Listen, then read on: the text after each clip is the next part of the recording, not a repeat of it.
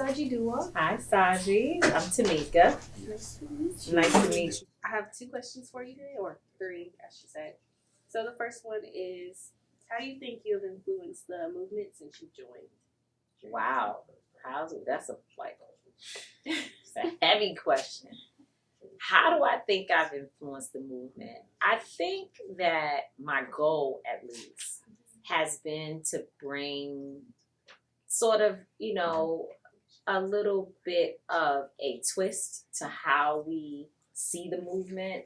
I mean, a lot of people have an impression of getting involved in the movement that you kind of got to be like a older person, or even if you are younger, you can't really be about too much fun or listening to trap music or whatever. You have to have like a very straight and narrow and almost perfect lifestyle, which is not true about any of our leaders or any of the people who have been in the movement before us. They all enjoyed their lives. They all had things that some of them couldn't even tell, right? Like they couldn't even talk about some of the things that happened to them and experiences that they went through, but they kept it a little bottled up, right? It wasn't popular or even it wasn't acceptable to talk about those things. And so what I've tried to do is to be authentic and really transparent about who I am. And so I like Cardi B,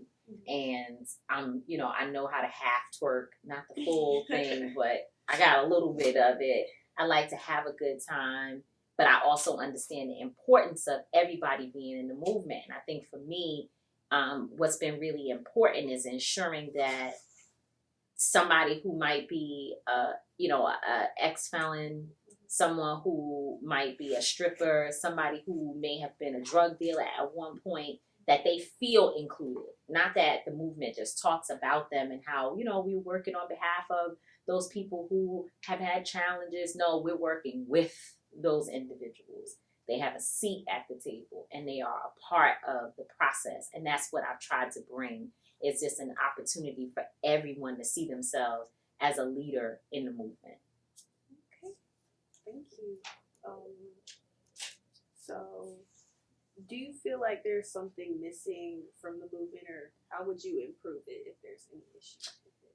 I mean, I think that one of the things that's missing is that, and it's starting to get better, but it's very top heavy. It's very, similar to what I mean by trying to be inclusive, truly inclusive.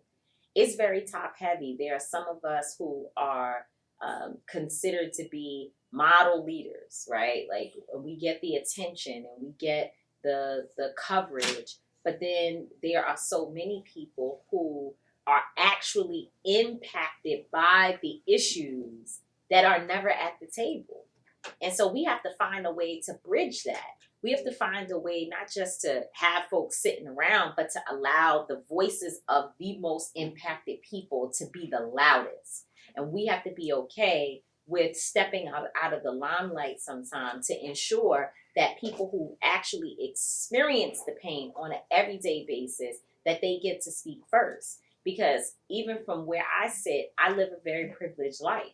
I am well respected. I have received international prestige and notice. I have traveled the world. I've done a lot of great things. And so that's a lot of privilege. But there are young sisters who I talk about, like gun violence victims, people who have, major health concerns. These are folks who need to be able to speak first. And sometimes I have to be okay with using my profile to build the table, but then stepping back to allow them to be at the center. HBCU students and like what we should protest for, how we should get involved in a certain movement. It's like we're here, and there are issues, but like we don't really we'll say it on Twitter, but we won't really get out there. Yeah. So. I mean, I think HBCUs are in a very difficult situation, and it's borderline dangerous that, people talk about HBCUs, but funding for HBCUs is way, way, way too little. And so the importance in this moment and the impact that I think students particularly can have is organizing on multiple levels. One, not just listening to elected officials tell you what they're gonna do or waiting for celebrities to give you, a certain amount of money, but really organizing yourselves to start a tradition of everyone who is a student who's benefited from an HBCU giving back. That's first of all. It's being committed to giving back as an alumni and also as a current student, even if it's just $5. I think that's one thing. But then the other piece is being organized to really go to the officials, the government officials who are these politicians that they love to campaign on college campuses. But how much funding are they really bringing? How many programs are they bringing? What type of technology centers do you have? What do you have on your campus that allows you to compete with some of the other schools that are not HBCUs? I think that there's a lot of organizing that can be done just around that. And again, it's not just waiting for people to give, but it's also getting yourself in a better situation to be able to support your own institution so that the institution is there to give back to the next group of individuals that are coming behind. Thank you for answering that question.